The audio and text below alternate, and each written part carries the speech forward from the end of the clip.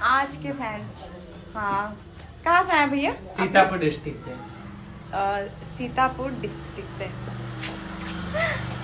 Good evening friends, कैसे हो आप सब। आज आप लोग देख रहे हैं कि अंजलि मिल रही हैं अपने फैन से, तो आप लोग भी अंजलि से मिल सकते हैं उनके घर जा कर के। लेकिन हम लोग एंजॉय करेंगे अभी इस वीडियो को।